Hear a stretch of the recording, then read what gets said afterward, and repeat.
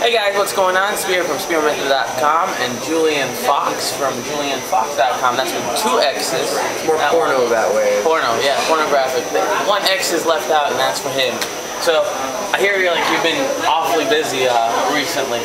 I've definitely been busy. I'm not going to say I've been like productive busy, but I've been busy with Pussy, which has been a beautiful thing. I have to say that I've been on like one of like, you've caught me in the midst. That's why my hair's all crazy right now. You've caught me in the midst, in the middle of one of my great rampages. I have ruined at least 7 girls' lives in the last 2.5 weeks, and it's a beautiful thing.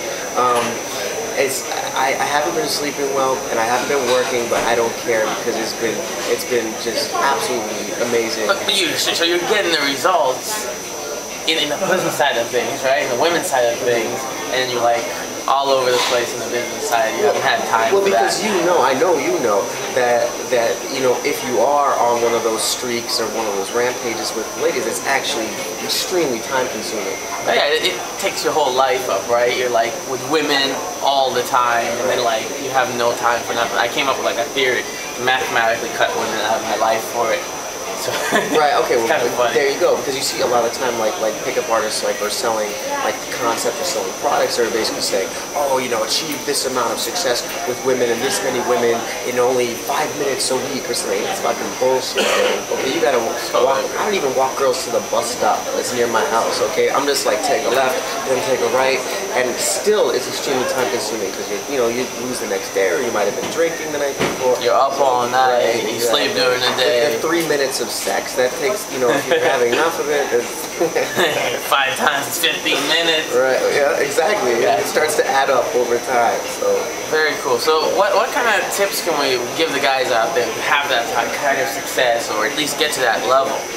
Oh God, I mean, there's a million things, and there's so many different like areas. I mean, I would say that obviously, like, everyone has their own individual issues that they need to work on. I've got my own that I'm still working on, but I would say the biggest thing is to figure out what those issues are for you, and then to try to either work with a great coach like yourself or myself, and that to help tailor solutions to fix those problems, because usually it's those kinds of sticky points or issues that are inhibiting you from having that level of success. So it's a kind of a general broad answer, but that would be like an overall sort of theory that I would so you wouldn't kind of recommend to like read everything. You kind of recommend to figure out what it is that's your problem and work on that stuff with a good coach.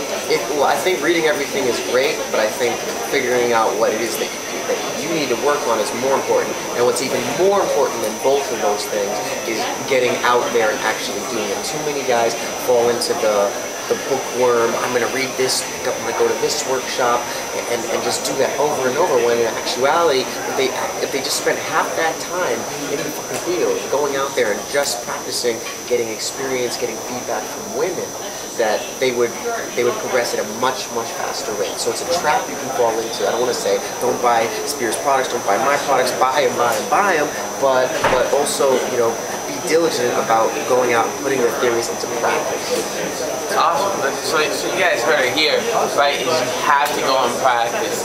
And for me, to become a master, to become really good at anything, is you gotta work a lot in field with good positive feedback from somebody who knows what they're doing, right? A lot of people go in field and they take advice from like all these different people and friends, and like a lot of times it's the wrong advice, right? You start getting into a cycle where everybody's like, oh, don't do this or don't do that, and you know that might not be your problem.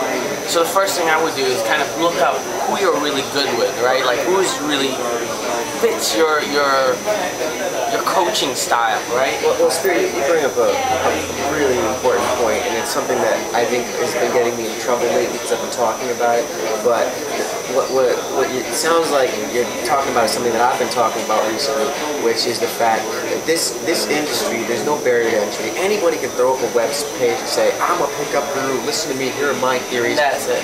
And the problem is that, quite frankly, the majority of the quote-unquote self-proclaimed gurus in this industry, in my opinion, are complete fucking frauds. Oh, it's horrible. Complete fucking frauds. That all these theories, they're either, you know, rehashed fucking mystery method, recycled, or they're just like bullshit that have they're not derived from experiences, successful experiences with women. So they're just sitting there in a boardroom thinking, oh, that sounds good, that sounds clever. That is the majority. Marketers are the majority of this industry. You need to beware of that. You need to make sure that you are working with coaches that have infield footage, that are proven in field, that are spectacular in field, and have shown their stripes. He's done that. I've done that. I don't know who else, and it's the minority of the other guys teaching this stuff that have done that. So you want to be really, really careful about who you choose as a coach. Definitely. A lot of people out there are just putting out blogs, right? Of like, oh, you need to do this, and you need to do this, and it sounds very much like other people's material. The main thing is, like you said, is look for infield material and see who fits your scale. You know, like you definitely put some good stuff out there. I know I've definitely put some stuff out there. And there's very, very few people that are willing to show themselves in field to show that they really can do it and that their system works. If you see them in field and they're pulling this mystery method crap, it's not their stuff, right? So you really shouldn't go take a boot camp with them. You'd rather go take a boot camp with somebody who's invented a system, right? Yeah. So I would definitely recommend it. So anyway, I saw one of your products, which is pretty cool. It talks about texting. Right.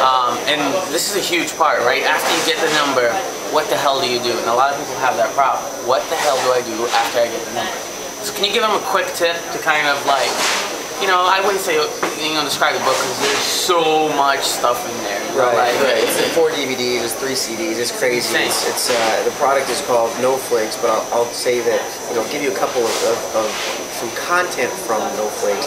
You get the number. I think one of the most common questions that guys ask is, how long should I wait to call or to text? Personally, I prefer texting a lot of the time because I find the principle that I worded a couple years ago, which is you want to encourage a response from her without requiring a response. That principle is a lot more easy to apply through text versus phone. Because if you call her up, she has an answer, and you leave a message, even if she didn't answer, you still lost a little bit of status there.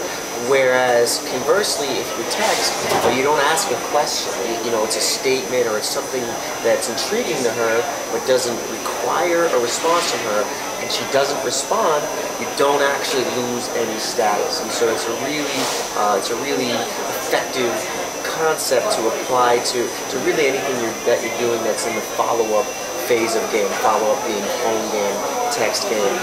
So it's definitely like a passion of mine. It's not the main sort of thing that I do, but I felt like it was something that hadn't been really addressed in depth yet in the community. So me and my friend Vin came out with this product last year, and it's gotten a lot of great reviews. So it's awesome, and that's most people's problem. Is what the hell do I do after I get the number?